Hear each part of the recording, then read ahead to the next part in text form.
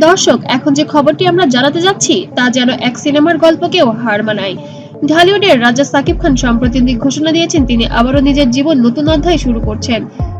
দেখেন, অভিনেতার বাইরেও আমি তো একজন মানুষ, আমারও তো পরিবার আছে, আমারও মা আছে, বাবা আছে, আমার সন্তান আছে।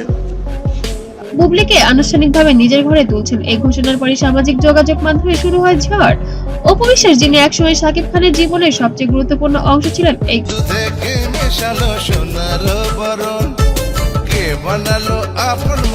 খবরে সম্পূর্ণ ভেঙে পড়েছেন বলে জানা গেছে। তবে শুধু কান্নায় ভেঙে পড়লেই থামেননি তিনি। পরিবারের পরামর্শে শেষ পর্যন্ত আইনি পদক্ষেপ নিতে বাধ্য হয়েছেন এই জনপ্রিয় অভিনেত্রী।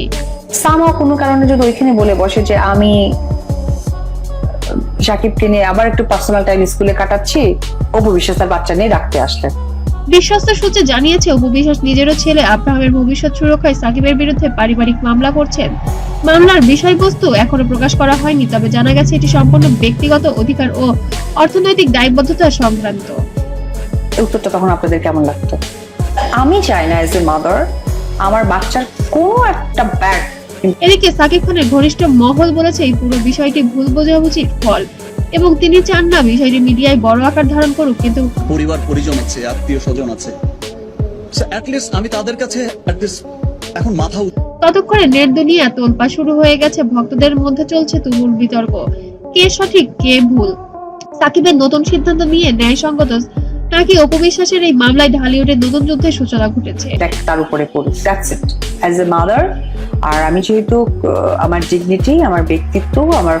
অন্যদিকে বুবলি এখন নীরব, তবে তার ঘনিষ্ঠ সূত্রের দাবি তিনি চান শান্তিপূর্ণভাবে জীবন শুরু করতে। সব মিলিয়ে এখন একটাই প্রশ্ন ঘুরছে সবার সামনে, ভালোবাসার এই ত্রিভুজ নাটক কোথায় গিয়ে থামবে? ঢালিউডের এই আলোচিত অধ্যায় পরবর্তী পরিণতি এখন সবার নজরে। অবশ্যই কমেন্ট করতে ভুলবেন না, অপু বিশ্বাসের সিদ্ধান্ত ঠিক নাকি সাকিব খানের সিদ্ধান্ত ঠিক।